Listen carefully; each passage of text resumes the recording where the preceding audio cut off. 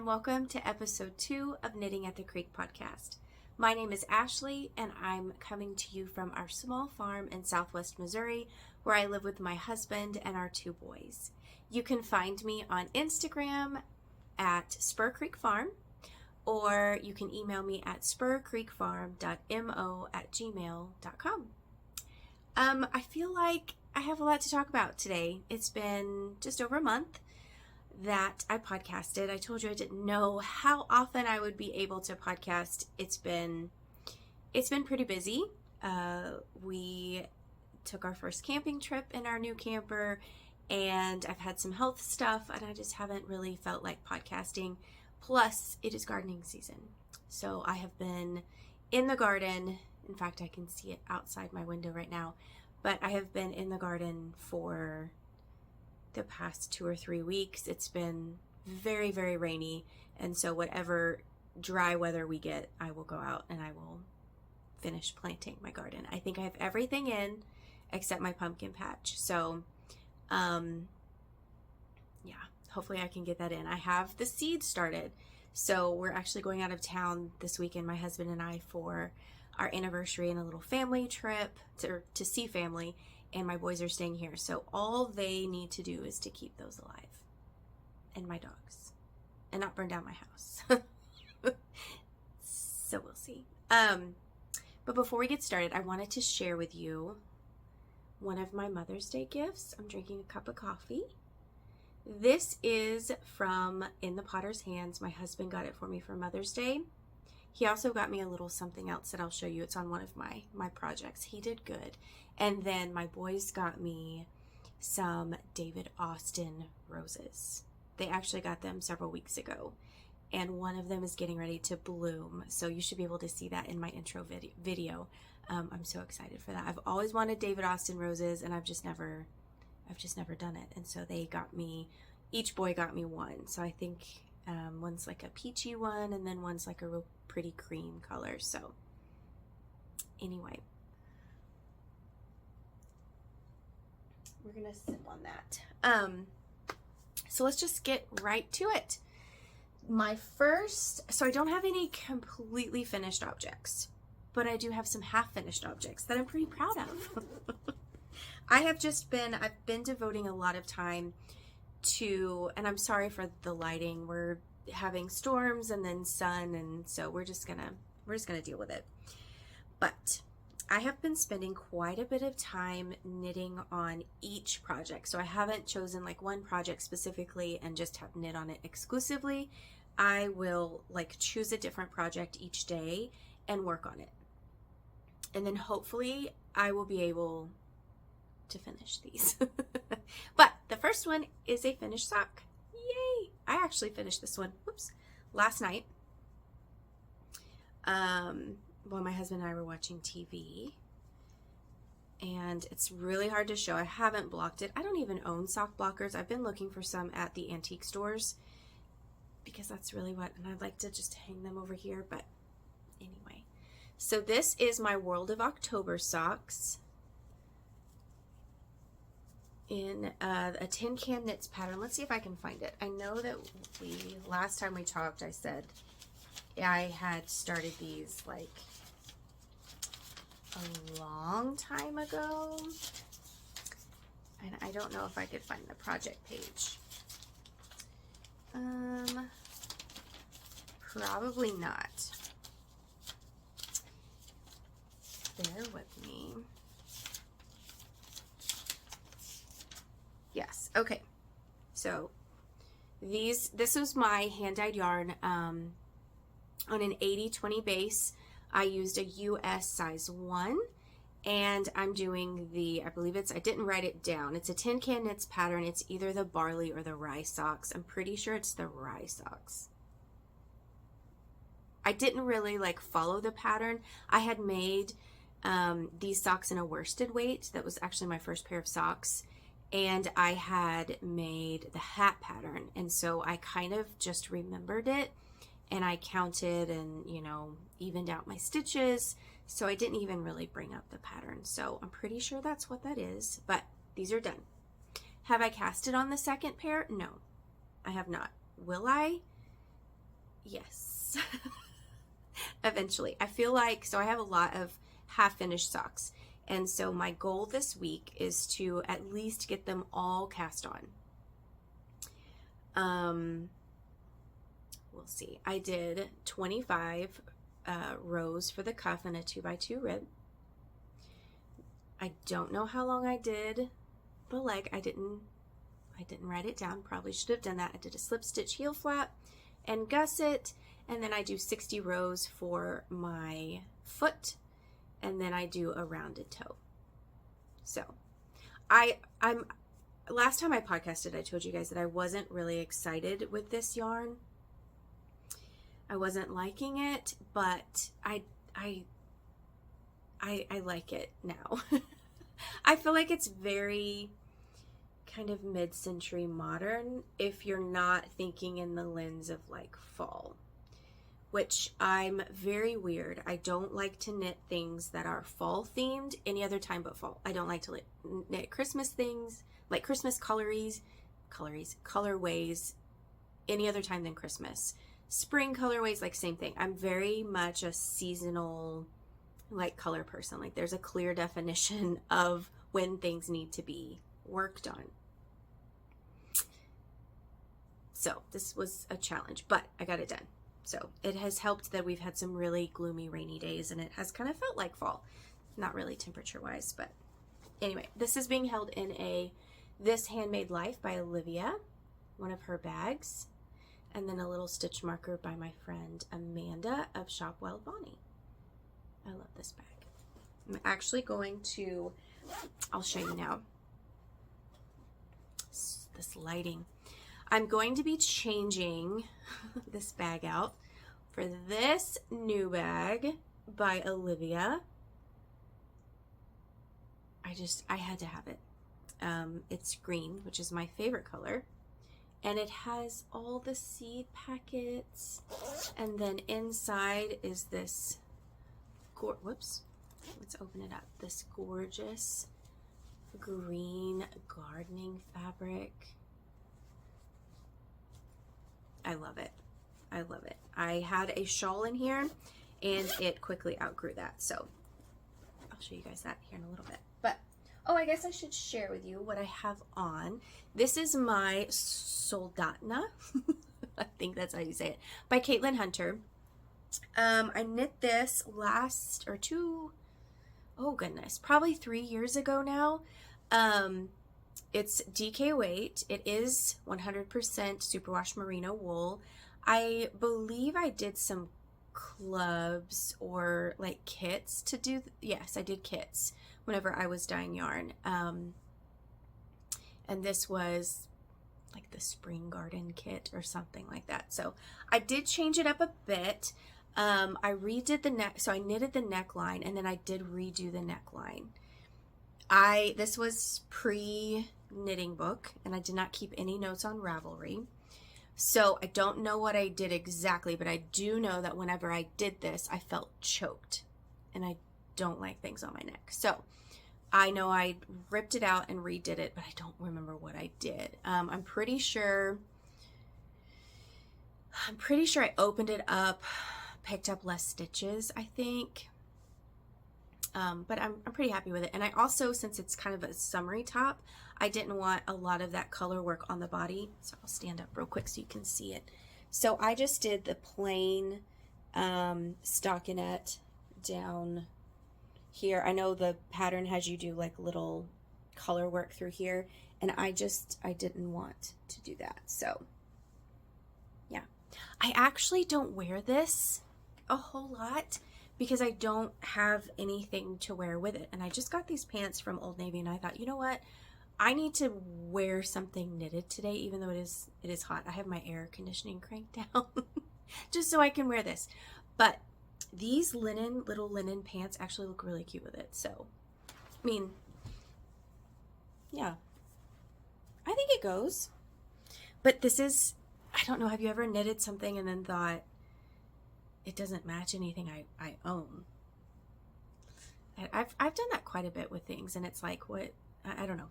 I just can't find anything that I really want to wear with it or that looks good. So this unfortunately does not get a lot of wear. So anyway, next project. Let me take a sip of my coffee. I'm spoiled when it comes to my coffee. My oldest works at a coffee shop. And so he's taught his younger brother how to make coffee. He's tried to teach me how to make the coffee, and I don't know how to make the coffee. And so they make my coffee every day. So I am quite spoiled in that. Okay, these, I'm so excited about these. I know last time I podcasted, I told you guys I was having a lot of trouble with these. So in fact, after I podcasted last, I just went and set and worked on these. Okay, this is the fourth attempt. This is the fourth attempt at these socks. This is the Darrowby sock pattern by Summerlee Knits. It is inspired by the All Creatures Great and Small TV show on like PBS Masterpiece. And I have wanted to knit these things since she came out with the pattern because I love the show. I love the knitwear. I want to figure out how to make this pattern in a sweater. I would need to math pretty hard with that, and I don't do the math. So we're just gonna go with the socks. But okay, so third attempt. First time I did it, it was way too tight. In fact, I think I have the sock in here. Yes. Okay, so this is the first attempt. I'm gonna have to unravel this to use some of this yarn to make the second sock, but way too tight, like doesn't stretch. I did not go up a needle size in the color work, so I ordered more. What did I order?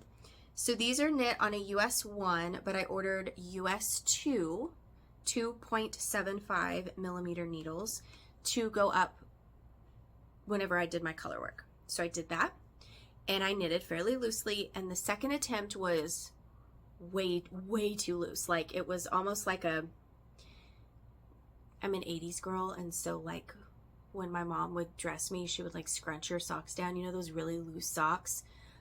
It was like that, and I couldn't. They did not look cute. So I ripped that back, and last time I podcasted, I had cast it on, and I was going to do completely different colors.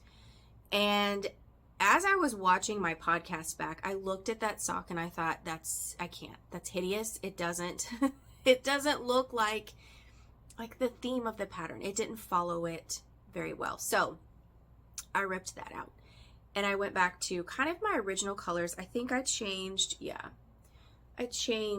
this color to a peachy color. Now these haven't been blocked yet, so the color work is still a little wonky. So this was the first one. I changed this a bit because I just liked that peachy color better than the yellow. Okay. And I still went up to a US 2 to do the color work, but I just knit normal. I didn't really worry about knitting loosely. I just knit normal, and it worked out perfectly. I love this. This is also all my own hand-dyed yarn in various different colors. I actually dyed this one specifically for this project. If you haven't watched before, I used to dye yarn under Old Wire Road Fiber Co. I no longer do that, but I still dye my own stuff, and then a few things for family and friends if they need anything. In fact, it was kind of funny. My husband and I were talking about, I'll have a senior. We homeschool our two boys, and one of my boys will be a senior next year. And my husband is like, what are you going to do? I was like, I don't know, maybe I'll dye yarn again. I mean, I still have my youngest, but he's also in high school. And then kind of once they get to those high school years, you just pretty much have to like make sure they're doing their work. There's not a whole lot of teaching, academic teaching. We do a lot of curriculum where they watch videos, or they're in different groups, or my oldest will be doing some online classes through a local college next year. And so it'll be kind of hands-off. But anyway, all that to say, I do not dye yarn right now for the public anymore. but most of my yarn is still hand dyed by me. So Darrowby socks, I love it. I followed the pattern. I did the cast on, I think it was the medium I did the small. I cast on 60 stitches. I did 36 after this. I did 36 rows for the leg, and then I did 60 rounds for the foot. I'm pretty sure, yeah, I followed her directions for this one. I did a rounded toe. Still followed her directions for that. I actually like this toe a little bit better.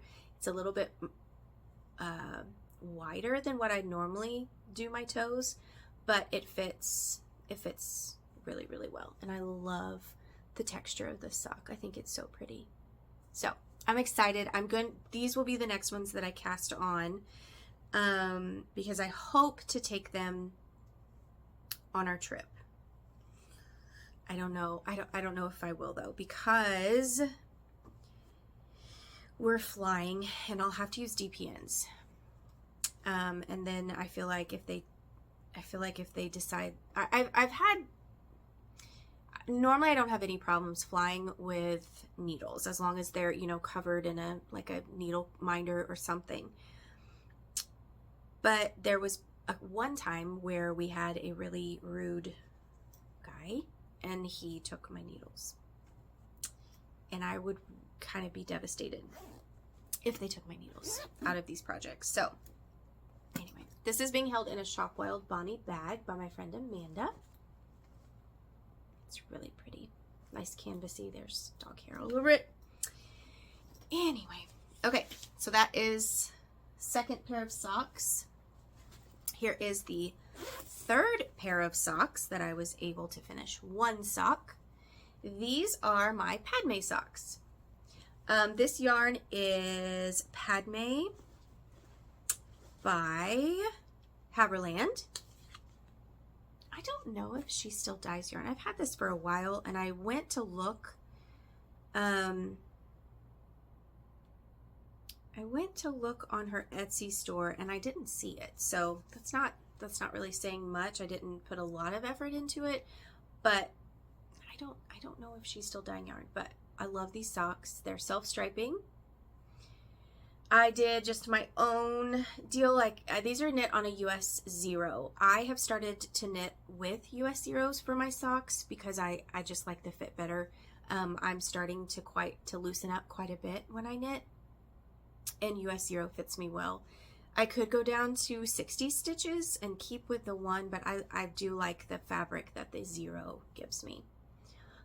These are cast on 64 stitches. I did knit them magic loop. I have no idea how many I did here. I'll just hold it up for the next sock. Slip stitch, heel flap, and gusset. And again, a rounded toe, and I do 60 stitches for my feet. Isn't that pretty? I just love them. Again, I've not cast on for the second sock, but I will be doing that. If anything, I can take these because I'm knitting these on magic loop, and I feel like if they take my needles, I can still leave the cable in there, and I won't be so upset. That's my plan. Anyway, so this is being held in another Olivia bag by This Handmade Life. I just love the chickens and the gardening and everything on here. It's so sweet. So sweet. Okay. What is next? Okay, my next are, so those, we're going to count those as like half finished objects, those socks. But this is a work in progress. This is my Bennett Sister Shawl by Lindsay Fowler. I'm sure you guys have seen this before, but this is the pattern. I am following the pattern to a T, except I am carrying, so she has you hold mohair with half of the shawl.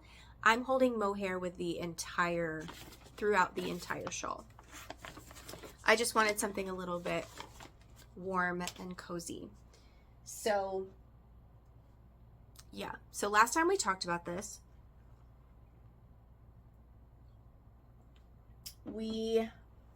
I did not know, I was almost done with one half of the shawl. So basically you work like from the tip all the way to the center in one color, and then you'll work the next color all the way out to finish it up.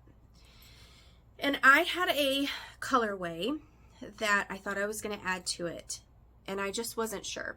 And I started knitting with that color, and I did not care for it. It was too peachy pink, and it didn't, and also the mohair hid the beautifulness of that yarn. That yarn needed to be on its own. So I've actually used it in a different project that I'll share with you in just a minute. But I went through my stash and I found more of a muted, I went a completely different way. I just went cool colors because I feel like this pink kind of taupey color right here could go either way. It could go warm or it could go cool. So I chose this color. This is one of my hand dyed yarns in silver birch, and it's got some really pretty, so it's on a natural base, and then it's got some neutral kind of purpley chestnut colors, and then it's kind of speckled with some, I don't know if you can see some of those, some greens, maybe a little bit of gold. The color broke whenever I was dyeing this, and so when color breaks, you kind of get all kinds of different cool little colors. But this was actually on timeout because I ran out of mohair. I knew I was going to, and I ordered some more mohair from Drops. So this is Drops Kid Silk, and I ordered it from Wool Warehouse. And normally shipping's pretty decent. I mean, within a week I have it. This took almost 3 weeks to get to me. So yeah, anyway, but it's here, it works. So this is the, somehow it goes, hold on. It's kind of a confusing construction if you've put it down for a while. So this is the shawl. So we started here and we worked towards the middle, and it's got this really pretty stockinette section in it, and then the rest is garter stitch.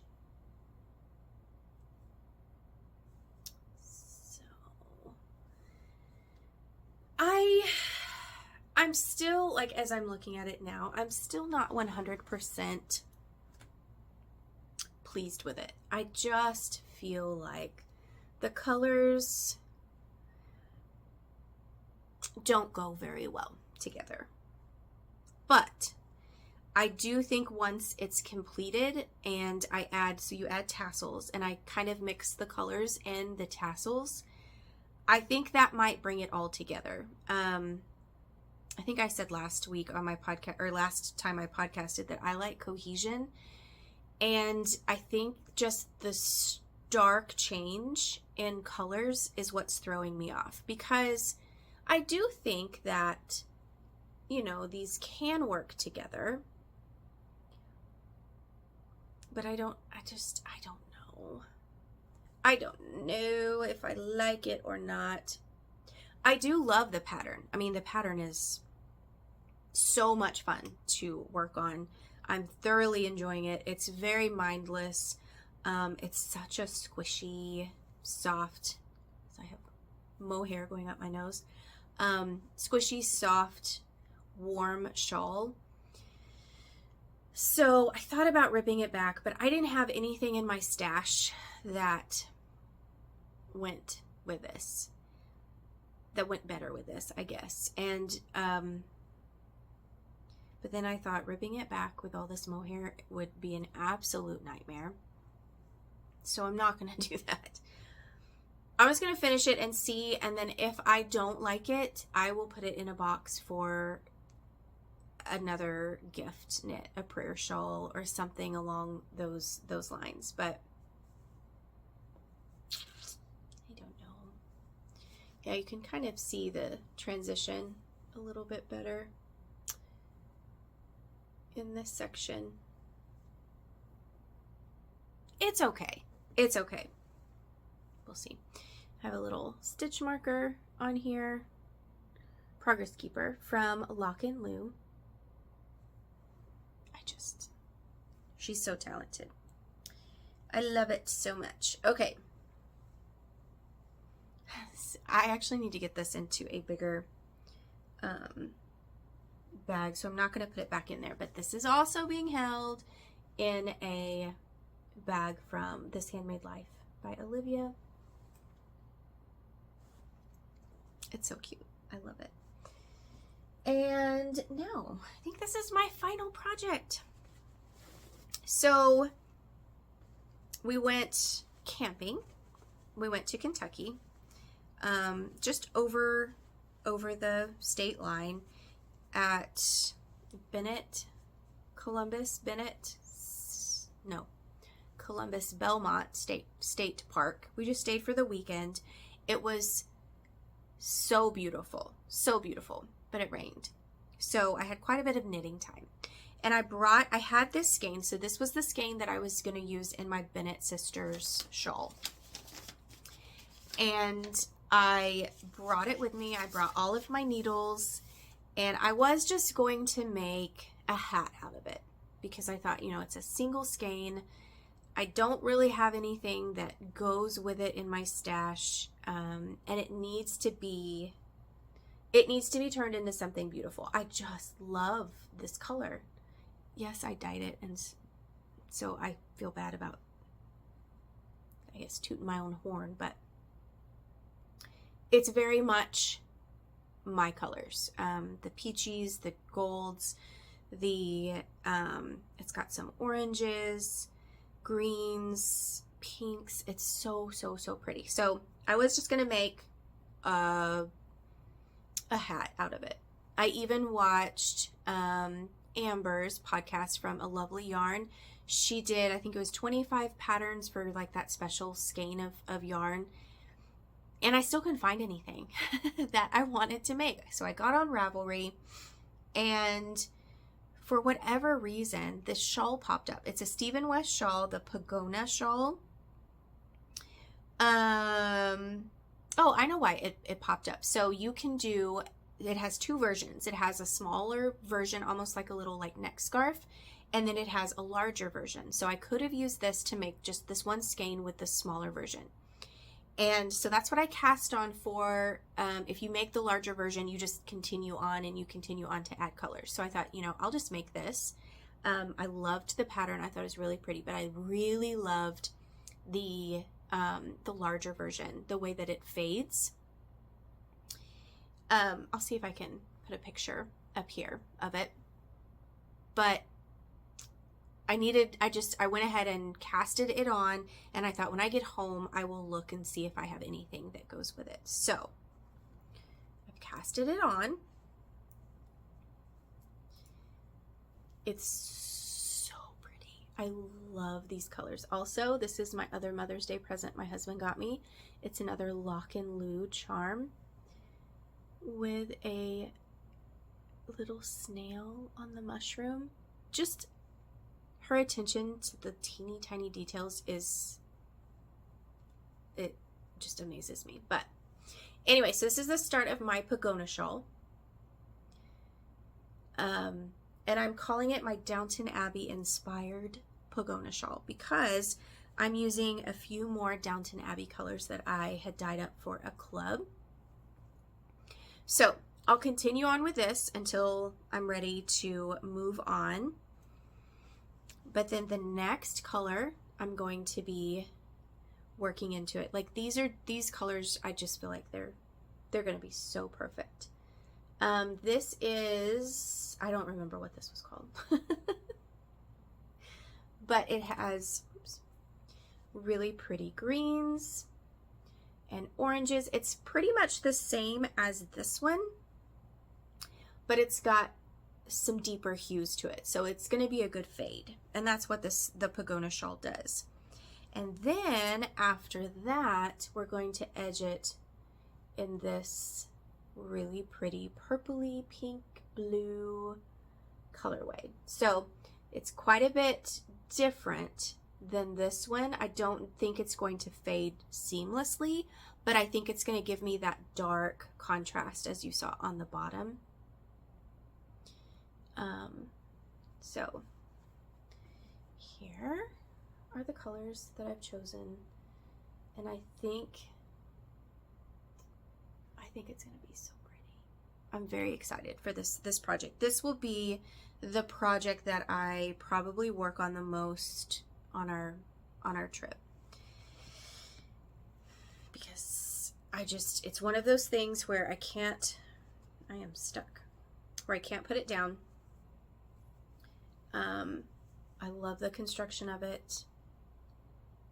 The pattern is very easy to memorize. I am following pattern. I'm using US 6, is that a 4mm? Yep, 4mm needle.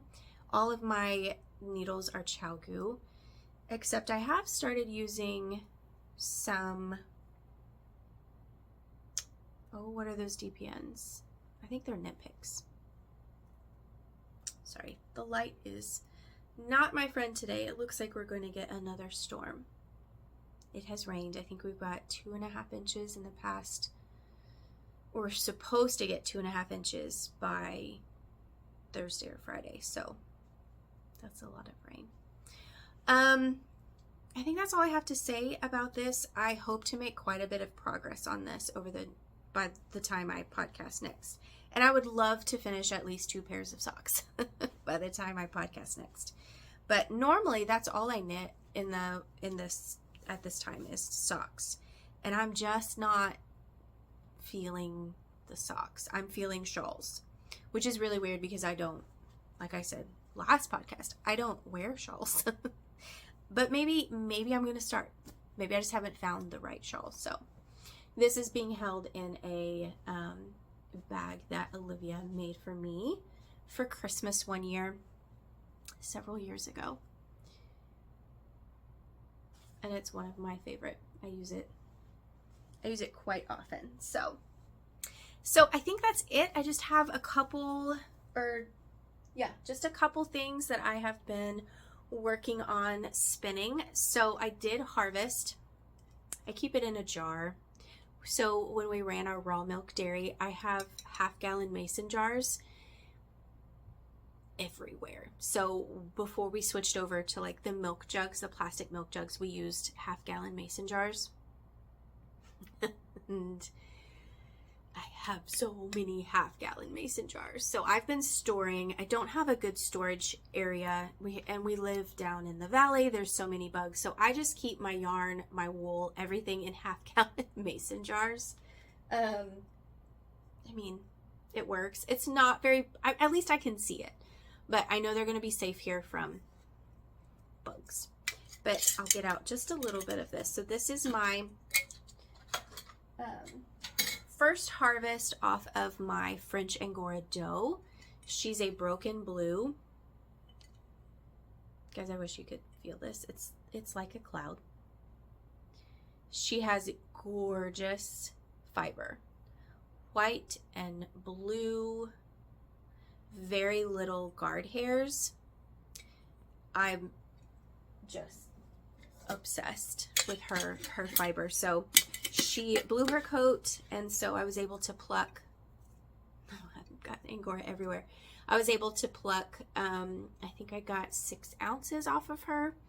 I weighed kind of as I was going. I didn't do it in one sitting because she is less, she's not a very patient dough. Once she's once she's done, she's done. And so she goes back in her cage. But I've been spinning that up on my spinning wheel, so I'm excited to hopefully work on that some more. I do quite a bit of spinning in the summertime because sometimes, you know, it's so hot you don't want a bunch of stuff knitting wool on you. Yeah. So, and then this I've also been working on. This is some Falkland merino that I dyed a long time ago, and it's this is actually very tedious because this wool semi-felted. So I haven't touched it, and I was just gonna leave it alone and leave it in the closet, but I thought, you know, it's so pretty. I can work to separate. I mean, the fibers separate pretty easily. They don't draft very well, but I thought I'm going to work through it because once I spin it up, it's going to be gorgeous. And I mean, it is. And actually, because it is so dense, I guess would be the word, harder to draft, I'm getting a very, very fine spin on this. This is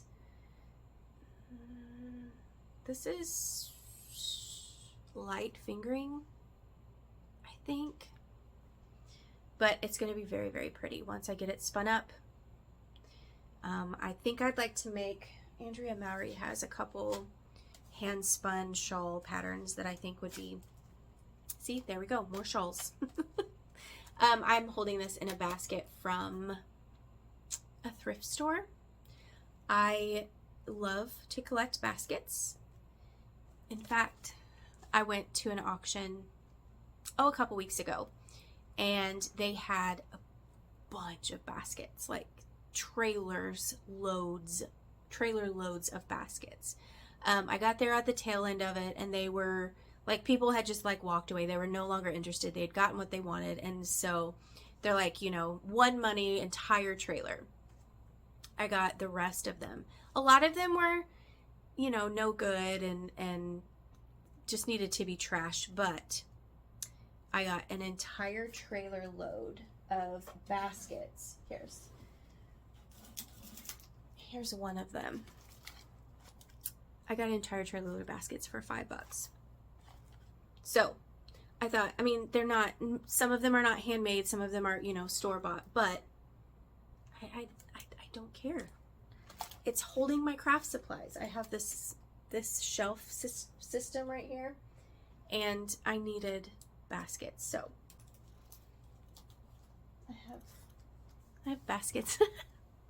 I have baskets everywhere. Here, I'll show you this one. My mom actually made this one. It's a basket tote. She made it for me, and I keep all of my like carding tools and things in here. So yeah, I think that's it. If you guys wouldn't mind to make sure you're liking and subscribing to this channel, and I just hope you have a wonderful rest of your week, and until next time, happy knitting.